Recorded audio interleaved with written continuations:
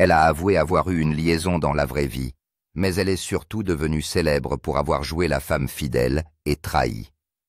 À 15 ans, elle s'est enfuie de chez elle avec un garçon, mais a passé sa carrière piégée dans l'image hollywoodienne de la femme parfaite et convenable. Elle était la muse de Francis Ford Coppola, le choix de Laurence Olivier pour la prochaine Grace Kelly, une icône lumineuse du cinéma américain. Et pourtant, en plus de 40 ans, elle n'a jamais remporté de prix important. Diane Lane est l'un des plus grands paradoxes d'Hollywood. Une fille qui a grandi sur la banquette arrière d'un taxi avec son père au chômage. Une jeune fille de 13 ans qui a laissé le légendaire Laurence Olivier momentanément sans voix. Une adolescente prodige dont le visage a fait la couverture du magazine Time, saluée comme la prochaine grande actrice américaine avant de disparaître si complètement de l'écran que les critiques ont pensé qu'elle s'était épuisée avant même d'avoir commencé. Puis elle est revenue. Non pas avec une super production grandiose, mais avec une scène d'à peine 1 minute, presque insignifiante, mais si puissante qu'elle a poussé le public et les critiques à réévaluer l'ensemble de sa carrière. Une fois de plus, Diane Lane a fait ce qu'elle a toujours fait, de mieux émouvoir les gens sans prononcer un seul mot. Mais derrière ce regard doux se cachent des histoires inédites. 2 mariages ratés, une arrestation à la suite d'une dispute domestique avec son mari, un aveu public d'infidélité qui a laissé Hollywood momentanément stupéfait, et une vie privée si tranquille, si retirée, que les gens oubliaient qu'elle était toujours là, vivant, maternant, endurant, traversant tous les bouleversements avec un calme presque troublant. C'est le parcours d'une femme qui a connu la célébrité, qui a trébuché sur ses erreurs, et qui malgré tout a su garder son essence dans un monde fait de paillettes et de tentations. Si vous avez déjà aimé une performance de Diane Lane, si vous avez déjà fait un arrêt sur image pour vous attarder sur ses yeux, c'est peut-être le moment de revenir en arrière, avec honnêteté sur tout ce qui s'est passé. Début de sa vie. Diane Lane est née le 22 janvier 1965 à New York. Sa mère, Colleen Farrington, était chanteuse de boîte de nuit et mannequin ayant été Miss Octobre 1957 de Playboy. Son père, Burton Lane, était un professeur d'art dramatique étroitement lié à la scène off-Broadway de Manhattan, co-dirigeant un atelier avec le célèbre metteur en scène John Cassavetes. Mais pour payer les factures, il conduisait également un taxi, menant une vie transitoire et instable. Dès son entrée dans le monde, Diane n'a jamais connu de famille complète. Ses parents se sont séparés alors qu'elle n'avait que 13 jours. Sa mère est partie au Mexique pour demander le divorce. Elle a d'abord obtenu la garde de l'enfant, mais a finalement renoncé, laissant Diane avec son père alors qu'elle n'avait que 6 ans. À partir de ce moment-là, ils n'ont cessé de déménager, passant d'un hôtel résidentiel à un autre, sans jamais s'installer dans un endroit précis. Diane n'avait pas de chambre à coucher, pas d'école stable, pas de véritable sens de la vie familiale. Chaque jour, elle se promène dans le vieux taxi de son père, l'écoutant parler de théâtre, de philosophie et d'idéaux qu'elle ne comprend pas entièrement, mais qu'elle doit accepter comme faisant partie de sa réalité. Bien qu'entourée d'art, Diane n'a pas grandi en paix. Son père était passionné mais irrégulier. Il pouvait passer des heures plongé dans le théâtre tout en oubliant de préparer le dîner. Il pouvait discuter de Dostoïevski en profondeur, mais n'arrivait pas à payer le loyer à temps. Elle l'aimait, mais s'est lassée de devoir constamment s'adapter. Cette enfance lui a appris à observer plutôt qu'à parler et à se méfier de tout ce qui est qualifié de stabilité. À 15 ans, Diane prend la décision de quitter son père. Elle s'envole pour Los Angeles, où elle passe une semaine avec Christopher Atkins, son partenaire dans Child Bride of Short Creek.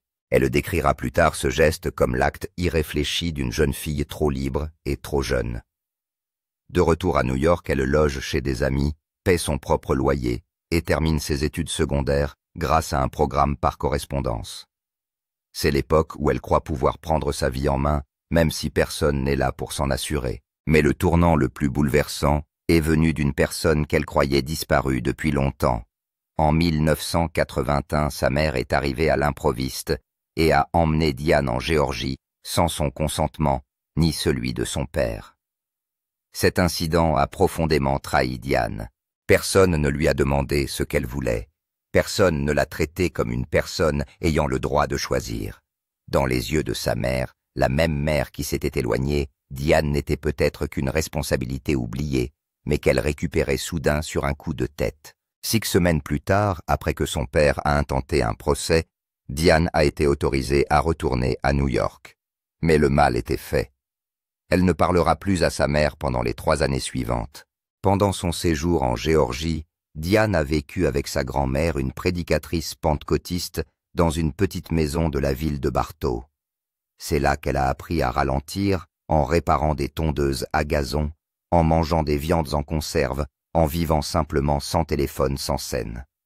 Ce calme qui contraste fortement avec son éducation chaotique à New York l'aidera plus tard à trouver l'équilibre dans le monde sous pression d'Hollywood. Ses expériences, le divorce, l'instabilité, l'enlèvement par sa mère, la négligence des adultes, ont laissé une marque indélébile.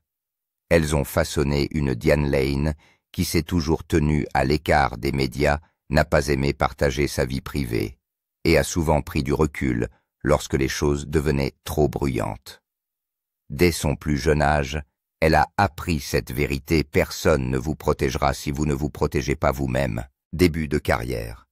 Lorsque Diane Lane est entrée sur le plateau de tournage de son premier film, elle n'avait que 13 ans. Il s'agit de A Little Romance en 1979, et sa co-vedette n'est autre que Laurence Olivier, figure emblématique de la scène et de l'écran mondiaux. Mais la surprise, c'est que la jeune fille ne s'est pas effacée. Au contraire, Diane a fait preuve d'une telle concentration, d'une telle expression et d'une telle profondeur émotionnelle que l'ensemble de l'équipage a dû admettre qu'il ne s'agissait pas d'une simple performance mignonne et enfantine. Ce n'était pas seulement une performance mignonne et enfantine, c'était une vraie actrice dans le corps d'une adolescente née en ville. Mais Diane n'avait pas cherché activement à obtenir ce rôle. À l'époque, elle n'était qu'une jeune fille, jouant dans une production théâtrale au théâtre public Runaways. Le réalisateur George Roy Hill a assisté au spectacle et a senti quelque chose de spécial en elle. Je n'avais jamais fait de film, mais il a vu quelque chose, se souviendra Diane plus tard.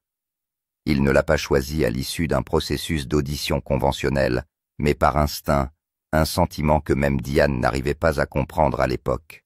Pour Diane, jouer dans un grand film aux côtés de Laurence Olivier, c'est comme entrer dans un autre monde. Elle se souvient de la répétition à Malibu.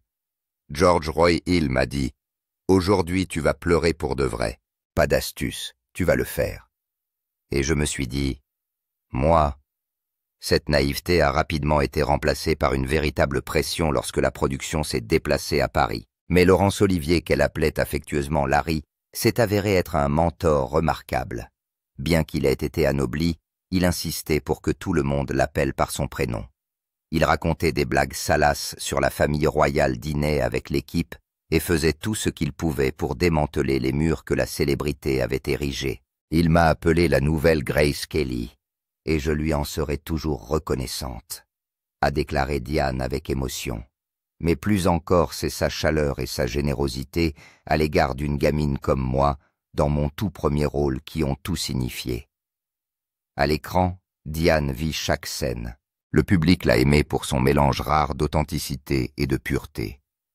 Et presque du jour au lendemain, le nom de Diane Lane s'est répandu dans toute l'Amérique.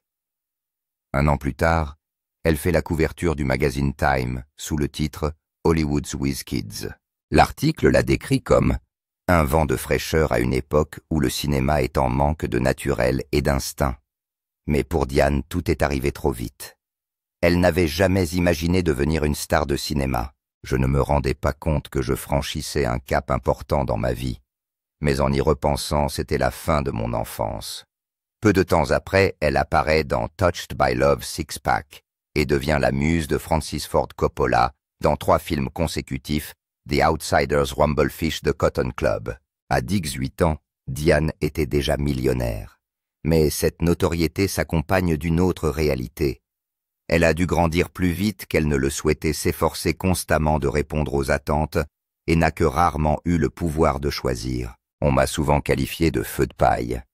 Mais en réalité, je n'étais qu'une jeune fille à l'âme un peu plus âgée que son âge, qui met les adultes mal à l'aise. Ils ne veulent pas que vous en ayez trop tôt.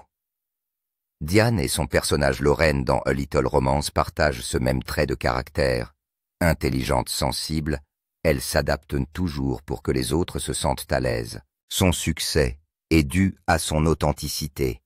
Mais cette authenticité même la rendait plus vulnérable dans un monde qui n'autorisait pas les erreurs.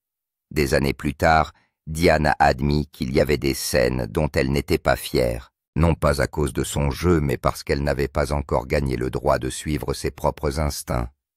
J'ai agi par impulsion. Et quand une fille de cet âge pleure, les gens pensent souvent qu'il s'agit d'un drame. Pourtant, il y a un souvenir que Diane Lane n'oubliera jamais, la scène d'adieu. Lorsque j'ai serré Laurence Olivier dans mes bras, j'ai vraiment ressenti l'adieu, et j'ai pleuré. Pas pour la caméra, mais par gratitude. Lorsque quelqu'un commence sa carrière avec gratitude, sincérité et de vraies larmes, le chemin à parcourir, même s'il s'éloigne des projecteurs, aura toujours une valeur irremplaçable, le respect de ceux qui l'ont un jour considéré comme réel. Mais l'éclat de la célébrité projette toujours des ombres qui vous tentent, vous mettent la pression et vous apprennent à vous adapter, alors que le nom de Diane Lane est devenu un véritable phénomène. Elle a rapidement été confrontée au revers de la médaille de l'enfance devant la caméra. À l'époque, Diane n'était qu'une adolescente. Mais en raison de son alchimie à l'écran avec ses partenaires, qu'il s'agisse de Matt Dillon, Michael Perret ou Richard Gere, elle a été constamment l'objet de rumeurs de relations amoureuses en dehors de l'écran. Une fois, à cause d'un simple regard dans les coulisses, la presse a déclaré qu'elle et Matt Dillon formaient un vrai couple. Les rumeurs étaient incessantes, et à un âge où la plupart des gens étaient encore concentrés sur l'école, Diane a dû apprendre à faire la différence entre être admirée et être possédée par l'opinion publique. Lors d'une rare interview, elle a déclaré « Je joue l'amant de quelqu'un à l'écran. Cela ne veut pas dire que je les aime dans la vraie vie, mais beaucoup de gens ne le comprennent pas. » Avec le temps, ce malentendu a creusé un fossé entre Diane et son public. Ses premiers rôles, bien que largement salués, tournaient souvent autour de l'image de l'intérêt amoureux idéal plutôt que d'un individu pleinement réalisé. Elle apparaissait plus comme la fille rêvée d'Hollywood que comme une artiste profonde. Et c'était dangereux. Lorsque le public a commencé à brouiller les frontières entre la vraie Diane Lane et les personnages qu'elle incarnait, chaque différence qu'il s'agisse de sa façon de parler, de son mode de vie ou des scénarios qu'elle choisissait, est devenue la cible d'un examen minutieux ou d'une interprétation erronée. Elle se rend compte qu'elle a besoin de se retirer des projecteurs pour préserver la partie d'elle-même que le cinéma est en train d'effacer. Diane commence à refuser des rôles qui recyclent la même image. Elle se tient à l'écart de la presse, choisit le silence quand il le faut, et n'apparaît que lorsqu'un rôle l'émeut vraiment. Ce n'était pas une stratégie de relations publiques, mais un instinct de survie. Car Diane Lane n'est pas entrée à Hollywood par la petite porte. Elle n'a pas gravi les échelons pas à pas. Elle n'a pas eu de manager pour lui ouvrir la voie.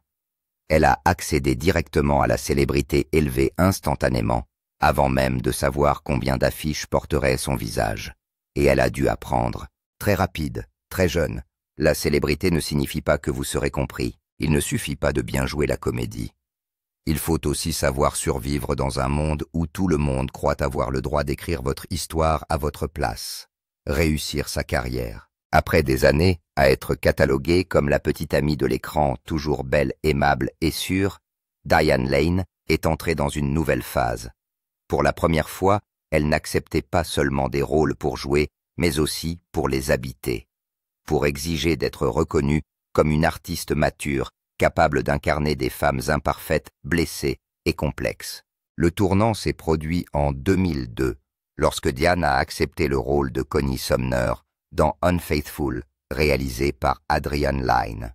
Ce rôle n'était pas destiné à susciter la sympathie. Connie est une épouse infidèle, non pas par désir, mais à cause d'une solitude silencieuse et rongeante au sein de ce qui semble être un mariage parfait. Une femme incapable de nommer le vide qui grandit en elle, qui choisit une erreur juste pour se sentir vivante. Lorsqu'elle a accepté le rôle, Diane savait qu'il s'agissait d'une chance, mais aussi d'un grand risque. À l'époque, Hollywood divise encore les femmes en deux catégories, la fille douce et innocente et la femme adultère qui doit être jugée. Connie n'était ni l'une ni l'autre, et Diane devait faire preuve d'une honnêteté sans fard. Un défi que peu d'actrices ont osé relever, en particulier celles qui étaient habituées à l'éclat sûr de la célébrité. L'une des scènes les plus discutées de sa carrière et de l'histoire du cinéma moderne est celle où Connie prend le train pour rentrer chez elle après son premier acte d'infidélité. Pas de dialogue, pas de sexe, juste des mains qui tremblent, des respirations superficielles et des yeux qui n'ont pas encore compris ce qu'elle a fait. C'était une scène silencieuse, mais il était impossible de détourner le regard. Ce que peu de gens savent, c'est que cette scène ne figurait pas dans le scénario original. Dans une interview accordée au Jess Cagle Show, Diane se souvient que nous prenions le train pour retourner à la gare après une prise et qu'Adrian Lyne a dit « Roulez quelque chose ». Je n'ai pas posé de questions. J'ai juste fermé les yeux et j'ai commencé. Cette scène a été tournée en une seule prise.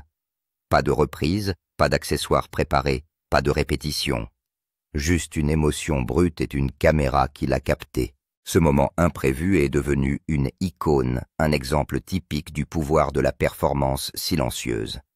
Lors de l'émission Late Night with Conan O'Brien, Diane a souri lorsqu'on l'a interrogée sur la scène de sexe dans le train. Il n'y en avait pas, mais les gens pensaient que c'était le cas. C'est le pouvoir de l'émotion et de l'objectif. Unfaithful a valu à Diane Lane sa première nomination à l'Oscar de la meilleure actrice. Elle a également été honorée lors des Hollywood Film Awards et les critiques l'ont qualifiée de révélation tardive d'Hollywood. Mais pour Diane, la vraie victoire n'a pas été les récompenses. C'était le changement dans la façon dont les gens la voyaient. Dès lors, Diane n'est plus la petite amie de quelqu'un à l'écran. Elle était une femme pleine de contradictions, capable de s'aimer, de se trahir, de se regretter et de se confronter à elle-même. Et surtout, elle avait brisé le moule qu'Hollywood lui avait imposé pendant près de 20 ans. La carrière de Diane Lane n'a jamais suivi une ligne droite. Elle n'a pas essayé de rester éternellement jeune ou de s'accrocher à sa célébrité d'adolescente. Elle a choisi de grandir, de prendre des risques, afin de pouvoir jouer les rôles que les vraies femmes avaient besoin de voir à l'écran, fragile, imparfaite et digne d'empathie. Après Unfaithful, Diane n'a pas ralenti.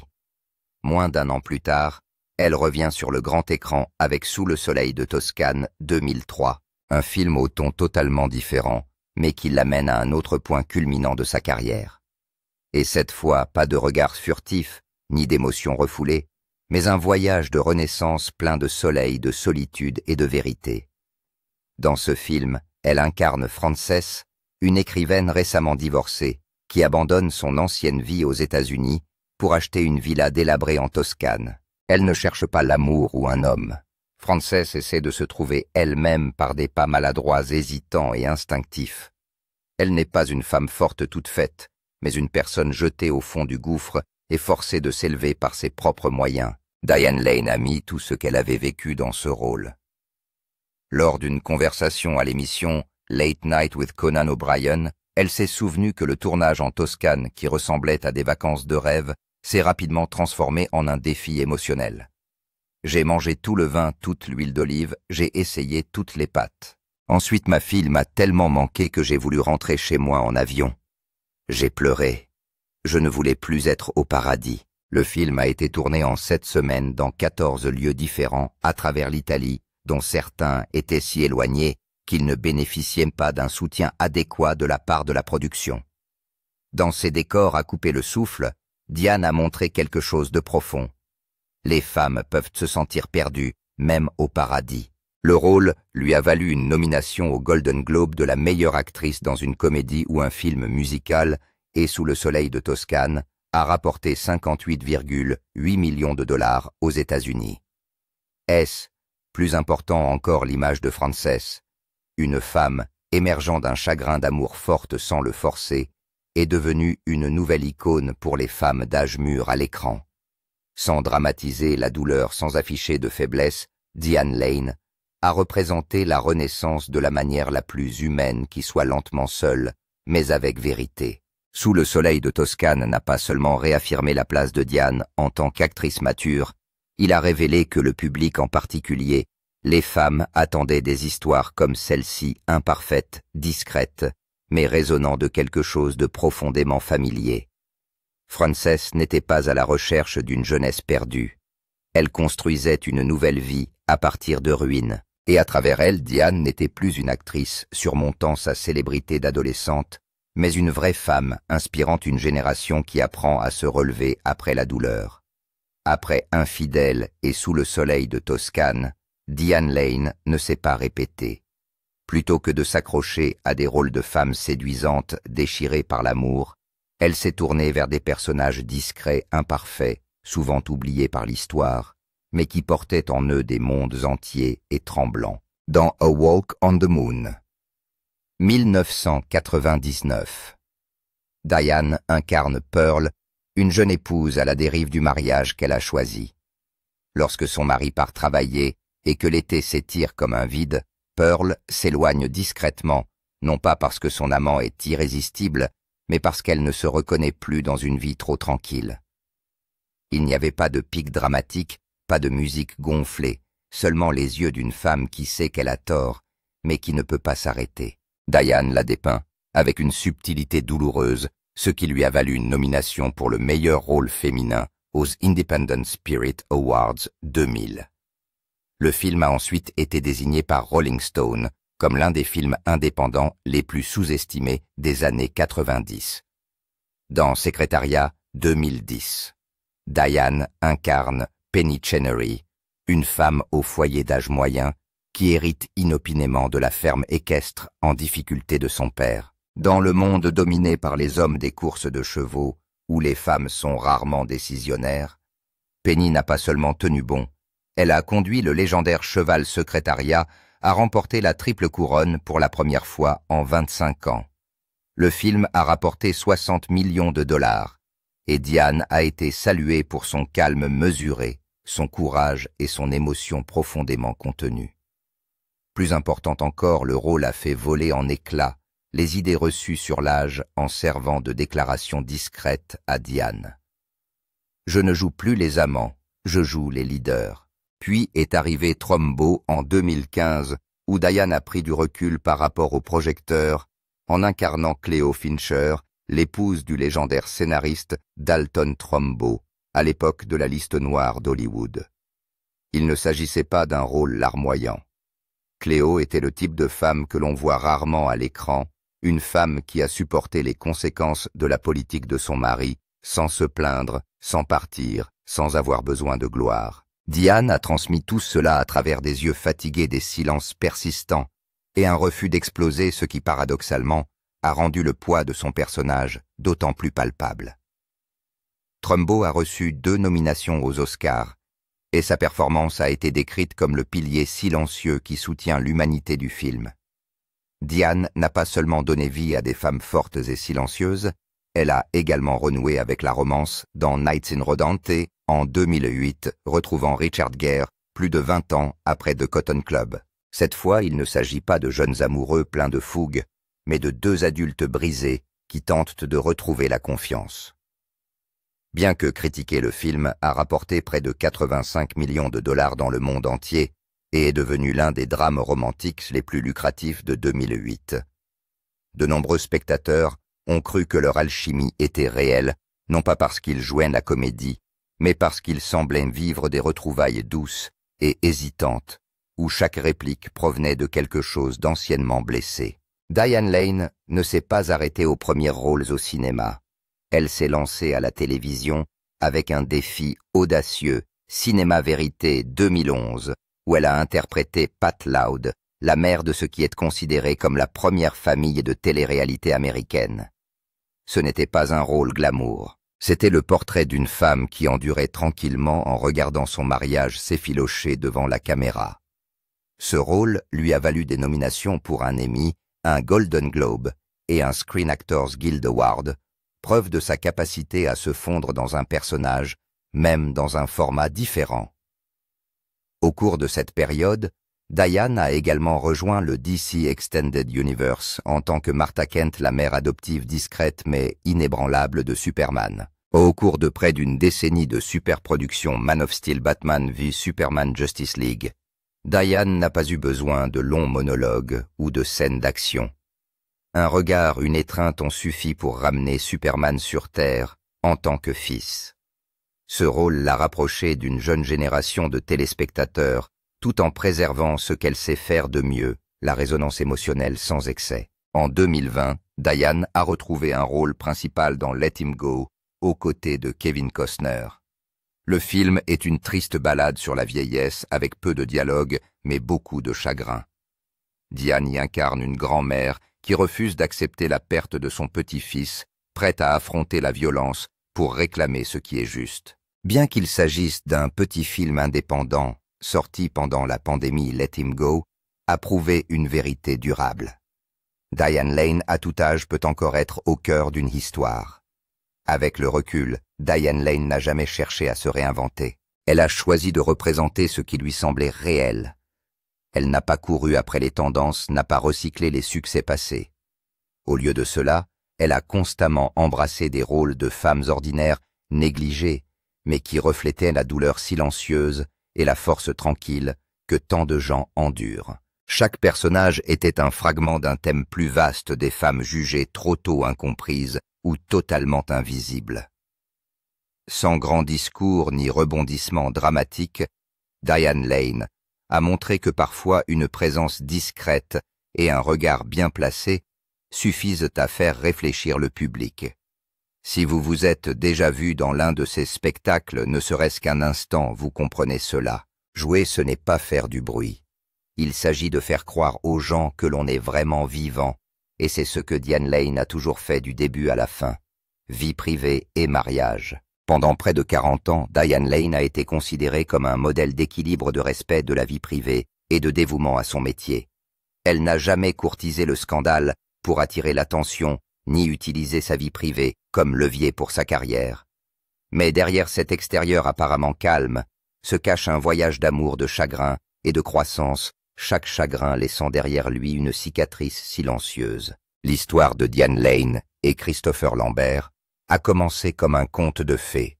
Paris 1984, un événement promotionnel pour leurs films respectifs, s'est rapidement transformé en destin. Elle, une jeune actrice américaine, au sommet de sa jeunesse et de sa beauté. Lui, une star européenne montante fraîchement acclamée par le monde entier pour Tarzan. Ni l'un ni l'autre ne cherchait l'amour, mais quelque chose s'est enflammé trop puissant pour être ignoré, trop authentique, pour être remis en question. Selon un témoin, Lambert est venu à Manhattan en 1986 pour promouvoir Highlander et a immédiatement charmé toute l'équipe par son esprit et sa grâce. Après une interview, il a invité son interlocuteur à une soirée de mode à laquelle participeraient de nombreux mannequins. Mais lors de cette soirée, alors qu'il discutait avec un ami, Lambert s'est soudain figé. En haut de l'escalier se tient une jeune femme, non pas un mannequin, mais Diane Lane. Son expression changea, comme si elle sortait tout droit d'une scène de romance classique. Lambert s'est retourné et a dit « Je dois aller lui parler », et c'est ce qu'il a fait. Ce qui suivit ressemblait à une bobine de film non scénarisée. Lambert, Diane, deux amis et Mickey Rourke, tous entassés dans une limousine en direction du China Club.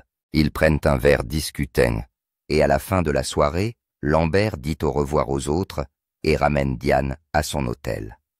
C'est à partir de cette nuit-là qu'une histoire d'amour discrète mais profonde a commencé. Leur histoire d'amour s'est déroulée à travers les continents par le biais de vols de lettres manuscrites et d'appels longue distance à une époque où l'Internet n'existait pas encore. Dans une industrie où la plupart des histoires d'amour s'éteignent en quelques mois, Diane et Christopher ont donné aux gens l'espoir de quelque chose de plus durable.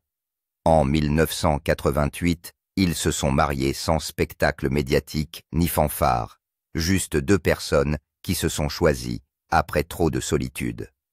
En 1993, ils ont accueilli leur fille Eleanor Jasmine Lambert. Elle était l'incarnation vivante de ce chapitre tendre, une raison de continuer, malgré la distance, le travail et les écarts culturels. Diane a dit un jour qu'Eleanor était son vrai nord dans toutes les décisions importantes, non pas parce que sa fille avait besoin d'une mère, mais parce que la mère avait besoin de quelqu'un pour l'ancrer dans un monde imprévisible. Mais comme dans beaucoup de belles histoires, la profondeur de l'amour n'est pas toujours synonyme de permanence. Le fait de vivre sur des continents différents, avec des modes de vie et des rythmes de travail très différents, a eu des conséquences. Christopher préférait une existence tranquille à la française. Diane s'épanouit dans le rythme effréné du cinéma américain. Les petites différences s'accumulent, et l'amour ne suffit pas à combler le fossé qui se creuse. En 1994, après 6 ans de mariage, ils divorcent. Pas de scandale, pas de procès, pas de cirque médiatique, juste un lâcher-prise tranquille. 2 personnes qui ne pouvaient plus supporter le poids d'un amour qui ne leur convenait plus. Mais ce qui rend cette séparation remarquable, ce n'est pas son caractère paisible, c'est la façon dont ils se sont traités par la suite. Pendant des années après le divorce, Diane n'a jamais parlé en mal de Lambert. Dans les interviews, elle le mentionne encore avec un regard doux. Ils sont restés en contact, ont assisté ensemble à des événements auxquels leur fille participait. Eleanor a grandi entourée d'amour, non pas de la part d'un couple parfait, mais de la part de 2 personnes qui se sont aimées profondément et qui ont continué à se respecter longtemps après que l'amour ait changé. Après son divorce, Christopher Lambert n'a jamais semblé retrouver une relation comparable à celle qu'il a eue. Son second mariage avec l'actrice James Hoft n'a duré qu'1 an. Bien qu'il ait eu une relation avec Sophie Marceau pendant près de 10 ans, celle-ci ne s'est jamais terminée par un mariage. Il semble que Diane Lane ait été la seule femme qu'il ait vraiment osé épouser, et la seule qu'il n'ait pas pu oublier. Il y a quelque chose d'étrange mais d'indéniablement vrai. Bien qu'il soit divorcé depuis près de 30 ans, chaque fois que le public évoque Diane Lane en mariage, c'est toujours le nom de Christopher Lambert qui revient en premier. Non pas parce qu'il s'agit de sa plus longue histoire d'amour, mais parce que c'est celle que les gens pleurent encore discrètement. C'est peut-être parce que la pureté de ce qu'ils avaient autrefois perdure, parce que les gens sentent qu'ils ne se sont pas séparés à cause d'une blessure, d'une trahison ou de l'égoïsme, mais simplement parce que la vie ne favorise pas toujours ceux qui essaient de s'accrocher, et comme personne n'est en tort, les regrets sont encore plus poignants. Si seulement ils avaient pu être un peu différents, si seulement ils avaient choisi à nouveau à un autre moment. Lors d'une rare interview, Diane a déclaré « Nous nous aimions beaucoup, mais parfois l'amour n'est pas suffisant, et ce n'est que la faute de personne. » Cette phrase semblait clore en douceur le chapitre d'une histoire d'amour qui n'a jamais connu de fin, mais qui était suffisamment belle pour qu'on s'en souvienne à jamais. Et s'il reste quelque chose de ce mariage, c'est la façon dont Diane Lane s'en est éloignée. Pas d'amertume, pas de reproche, mais une tristesse tranquille et une profonde gratitude pour s'être trouvés l'un l'autre. Après une dizaine d'années de solitude à la suite de son mariage avec Christopher Lambert, Diane Lane a fini par ouvrir à nouveau son cœur. L'homme qui l'a amené à le faire était Josh Brolin, un acteur séduisant et charismatique à la vie personnelle mouvementée. Leur relation a débuté en 2002, lorsqu'ils se sont croisés à la première de A Beautiful Mind. À l'époque, Lane était divorcée et Brolin venait de rompre ses fiançailles avec Minnie Driver. Il est intéressant de noter que leur toute première rencontre a eu lieu des années plus tôt à table sur le plateau de tournage du film The Road Killers, dans lequel Brolin jouait aux côtés de l'ex-mari de Lane. Près d'une décennie plus tard, il s'est approché d'elle et lui a dit « Tu te souviens de moi, 1 an et demi plus tard, le 4 juillet 2003. » Brolin l'a demandé en mariage. Ils se sont mariés en août 2004 dans un ranch de 97 acres au nord de Los Angeles. La cérémonie simple s'est déroulée au sommet d'une colline avec environ 70 invités proches dont James Brolin et Barbara Streisand. Les 3 enfants, Eleanor, la fille de Lane, et Trevor et Eden, les enfants de Brolin, ont été inclus dans les vœux. Mais 4 mois plus tard, le 20 décembre 2004, Brolin a été arrêté à leur domicile après que Lane a appelé la police l'accusant d'agression. Les autorités l'ont classé au niveau le plus bas des coups et blessures domestiques. Lane a refusé de porter plainte et son attaché de presse a déclaré qu'il s'agissait d'un malentendu à la maison. Brolin a été libéré ce soir-là et est rentré chez lui, mais l'image du couple parfait avait déjà commencé à se fissurer. Ce ne serait pas la dernière fois. En 2008, Brolin a de nouveau été arrêté après une bagarre dans un bar lors du tournage de W en Louisiane. La même année, il a été filmé par TMZ lors d'une altercation physique avec Sean Penn à l'extérieur d'un bar de Santa Monica. Les incidents répétés associés à l'image de mauvais garçon de Brolin, qui a admis avoir essayé l'héroïne à l'âge de 11 ans, s'être battu en état d'ébriété et avoir été emprisonné à 19 ans, ont fait évoluer leur relation vers un territoire de plus en plus tendu et instable. Dans une interview accordée à Playboy en 2010, Brolin a évoqué l'arrestation de 2004. « Je ne peux pas l'excuser. Je ne peux pas le réparer. Tout le monde sait ce qui s'est passé. J'ai crié. Elle a dit « sors » et elle a appelé les flics. Quelqu'un devait être arrêté. Cela me suivra pour toujours. Pourtant, il a nié l'avoir trompée. Je n'ai pas trahi ma femme. Regardez-la. » Lane, pour sa part, n'a jamais commenté publiquement l'incident. Dans une interview accordée au Ladies Home Journal, elle a simplement déclaré « J'ai dit un jour à Josh qu'une relation qui vous met face à vous-même est la plus difficile. Ce n'est pas confortable, mais ça m'a rendu meilleur. Mais les tensions sous-jacentes persistent. » Lane a admis un jour qu'ils avaient des styles d'éducation différents. « Parfois je suis reconnaissante à Josh d'être strict avec ma fille, mais d'autres fois je me dis qu'elle va venir me voir après ça. » a-t-elle déclaré au Red Book. Fin 2012, des paparazzi ont filmé Lane quittant le château Marmont, alors que Brolin se tenait seul l'appelant après elle. Ce fut la dernière image publique d'eux ensemble. Quelques jours plus tard, le jour de l'an 2013, Brolin a été arrêté à nouveau, cette fois pour ivresse publique. À la télévision, il l'a balayé d'un revers de main. C'était juste le réveillon du Nouvel An. Nous nous sommes amusés. En février 2013, ils ont demandé le divorce. Un porte-parole a confirmé qu'il n'y a pas de méchants ici. Ce mariage a simplement suivi son cours. Le divorce a été prononcé en novembre. Il n'y a pas eu d'accusation, pas de bagarre sur les biens, pas de déclaration spectaculaire, juste le silence et la faim. Brolin a admis plus tard dans une interview au New York Times en 2018, il n'y a aucun moyen de l'expliquer. La seule personne qui pourrait le faire est Diane, et elle a choisi de ne pas le faire. Je respecte ce choix. Il a également indiqué qu'il était sobre depuis le divorce. Pour Diane Lane, c'est un chapitre clos. Elle n'a jamais dit de mal de Brolin, n'a jamais utilisé les médias pour élaborer un récit de victime. Elle a simplement pris du recul, conservé sa dignité et est allée de l'avant. Si son premier mariage a été un voyage paisible d'union et de séparation, son second a été une dure leçon de limite. Diane n'était pas faible. Elle était juste assez forte pour savoir que certaines choses, peu importe la profondeur de l'amour, ne peuvent être sauvées, alors que le monde a longtemps cru qu'elle était soit pure, soit simplement une victime. En 2005, Diane Lane a brisé le mur du silence qu'elle avait construit pendant des années avec une confession brutale qui a fait l'effet d'une onde de choc à Hollywood.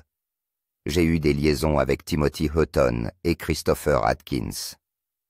Diane Lane, Esquire, 2005. Pas d'excuses, pas de reproches sur les circonstances. Elle l'a dit clairement, comme si elle avait enlevé une vieille couche de peau usée, se débarrassant du masque moral dont le public l'avait drapé pendant des décennies. Cette phrase n'a pas seulement enflammé les tabloïds. Cela a forcé les médias et ses fans à réévaluer tout ce qu'ils pensaient savoir sur le passé romantique de Diane Lane. Depuis les années 1980, elle a été liée à diverses rumeurs. Matt Dillon, Michael Paré, Richard Gere, mais n'a jamais confirmé aucune d'entre elles. Aujourd'hui, avec seulement 2 noms, sa confession a soudain jeté un nouvel éclairage sur toutes les autres. Car si Diane a osé nommer ces 2-là, qui peut dire que la liste s'arrête là? Mais ce qui a rendu cette révélation si compliquée, ce ne sont pas les noms ou le nombre. C'était l'image que Diane Lane représentait depuis si longtemps, un symbole de chagrin d'amour de femme trahie au cinéma de sainteté, à la voix douce. Et la voilà qui avoue avoir franchi la ligne dans la vraie vie. Ce contraste entre les rôles qu'elle a joués et la personne qu'elle a révélée a fait d'elle un personnage beaucoup plus complexe qu'il n'est plus facile de classer. Elle n'était ni une victime pure, ni une traîtresse insouciante. Elle était quelqu'un qui avait commis des erreurs, mais qui les assumait. Quelqu'un prêt à arracher le masque que le show business exige si souvent des femmes. Certains fans ont été désillusionnés, mais d'autres ont estimé que c'était précisément son honnêteté qui rendait Diane Lane plus réelle que jamais. Elle n'avait plus besoin de jouer qui que ce soit, ni l'épouse parfaite, ni l'amante idéale, ni la noble victime. Juste une femme qui a aimé s'est trompée et a eu le courage de dire ses vérités. Et peut-être que dans un monde où la vérité est généralement polie et emballée, cette confession choquante a été la chose la plus courageuse que Diane Lane ait jamais faite. Maintenant que vous savez que Diane Lane a admis ouvertement son infidélité sans se cacher, sans se justifier, la voyez-vous toujours de la même façon? Son honnêteté vous incite-t-elle à la respecter davantage pour avoir affronté son passé, ou vous déçoit-elle parce que l'image de la femme fidèle que vous aviez autrefois a changé? Mais n'oubliez pas qu'elle est humaine, elle aussi. Elle a aimé profondément, a été blessée, et est restée silencieuse lorsqu'elle était maltraitée, et a commis des erreurs comme n'importe qui d'autre. C'est peut-être cette volonté de dire la vérité même, en sachant que cela lui coûterait, qui rend Diane Lane vraiment différente. Et vous choisissez-vous de pardonner ou de vous détourner? Après les tempêtes du mariage, après les confessions qui ont suscité la controverse, et après les longs silences délibérés qu'elle a choisis pour se protéger, ce qui reste de Diane Lane, c'est l'ordinaire. Pas de tapis rouge, pas de gros titres sensationnels, mais des moments calmes et quotidiens où cette femme autrefois considérée comme une icône de la beauté américaine vit simplement en tant qu'elle-même. À l'écran, Diane Lane a souvent incarné des femmes qui luttaient contre le désir, l'endurance et la force intérieure, comme Connie, déchirée entre la passion et le devoir, et infidèle. Française qui se reconstruit après un chagrin d'amour dans Sous le soleil de Toscane, ou encore Martha Kent, pilier maternel silencieux dans Man of Steel. Mais une fois que les caméras ont cessé de tourner, Diane a laissé ses émotions à la porte du studio. Dans la vraie vie, elle était différente, naturelle, terre à terre, et ne jouait plus la comédie. Lors d'une interview télévisée interrogée sur ses talents de cuisinière, elle a répondu en riant. « Je suis douée pour faire semblant de savoir cuisiner à l'écran. Dans la vraie vie, il m'est arrivé de ramener des plats à emporter et de faire semblant de les avoir préparés. Des petits mensonges comme ça, c'est mignon. » N'ayant pas honte de ses défauts, Diane s'est rendue accessible. Une actrice nommée aux Oscars, une star de la couverture du magazine Time, un ancien symbole de beauté, qui a un jour tâtonné avec un grille-pain et n'a pas su distinguer un œuf de poule d'un œuf de cane. Dans une interview accordée à Playboy en 1995, elle a révélé une passion excentrique. « Je suis obsédée par les cuissardes. J'ai toute une collection de talons. J'aime me sentir soulevée de quelques centimètres, sensuelle, humoristique, instinctive. C'est Diane Lane lorsqu'elle n'est pas devant une caméra. Elle collectionne les meubles anciens, se promène, monte à cheval, pratique le yoga et passe le plus de temps possible avec sa fille Eleanor. Elle ne court pas après les tendances ou les gros titres. Elle vit selon ses propres termes de manière simple mais jamais ordinaire. C'est peut-être pour cette raison que le public l'a toujours trouvée authentique à l'écran comme en dehors. Elle n'est pas la gardienne d'une image. Elle ne donne pas d'éclaircissement lorsqu'elle est mal comprise. Elle ne cherche pas la pitié après un chagrin d'amour. Elle choisit le silence comme si elle disait « il suffit que je comprenne ». Pour certains, ce silence peut ressembler à de la faiblesse, mais pour Diane, c'est une force. Elle a vécu 2 mariages brisés, une arrestation controversée et des rumeurs à n'en plus finir. Pourtant, elle n'a jamais pris la parole pour se défendre. Non pas parce qu'elle a peur, mais parce qu'elle n'en a pas besoin. Parce qu'en fin de compte, la vie de Diane Lane ne fait pas les gros titres.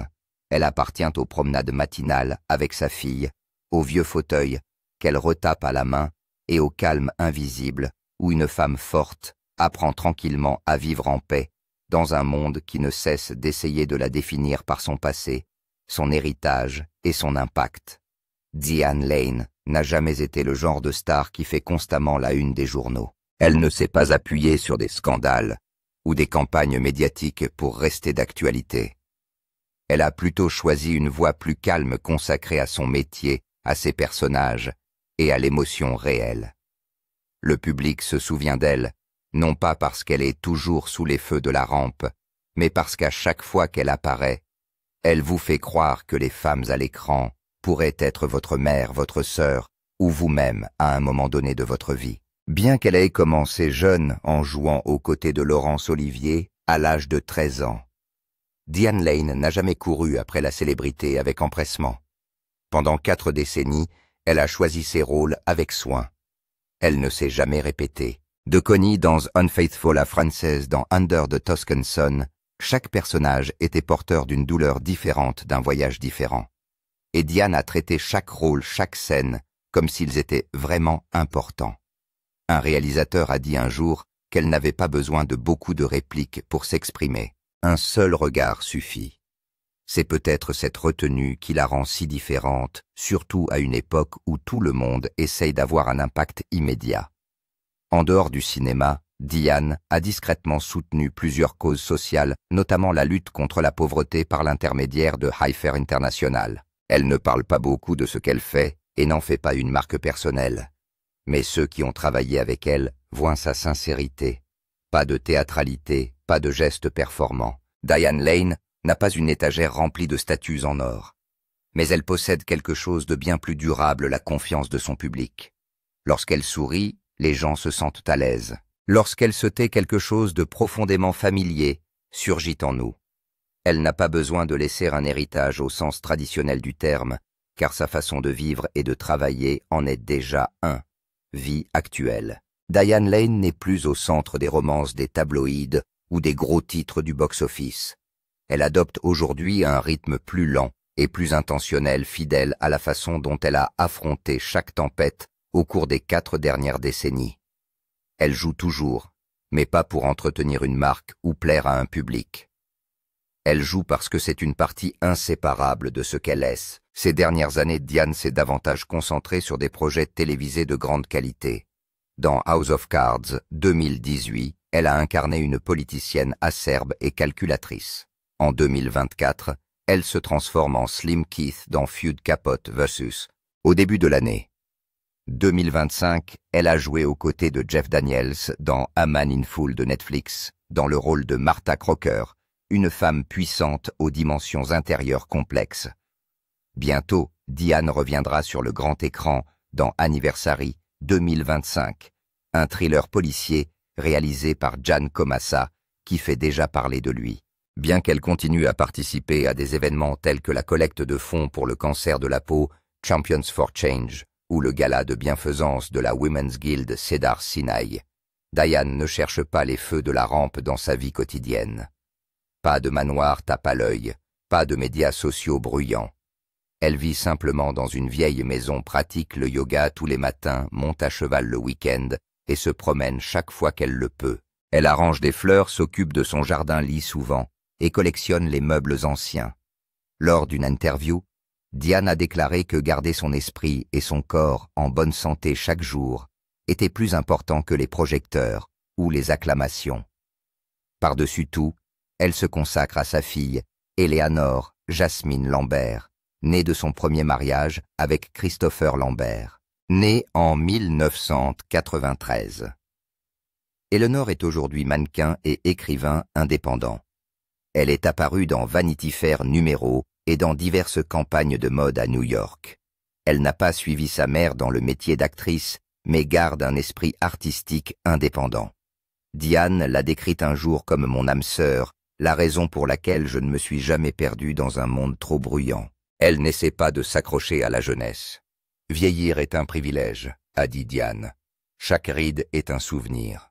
Dans une industrie qui vénère la jeunesse, ces mots sonnent comme une déclaration tranquille. Pas de chirurgie esthétique, pas de tentative de poursuite d'une célébrité déclinante. Diane Lane choisit de vieillir en toute sincérité. Et c'est précisément cette honnêteté qui vous pousse à vous arrêter et à la regarder une fois de plus. Diane Lane est l'une des rares actrices à avoir émergé de l'éclat de la célébrité adolescente sans se perdre dans la machinerie implacable d'Hollywood. Elle n'a jamais compté sur des campagnes de relations publiques tape à l'œil ou des rôles commerciaux pour rester dans le coup. Au contraire, elle a construit sa carrière en faisant des choix sélectifs, en jouant des rôles à forte résonance émotionnelle et en menant une vie privée farouche, refusant de se plier aux attentes des médias. En regardant son parcours, Diane Lane ne se distingue pas par une percée explosive, mais par sa persévérance et sa détermination tranquille.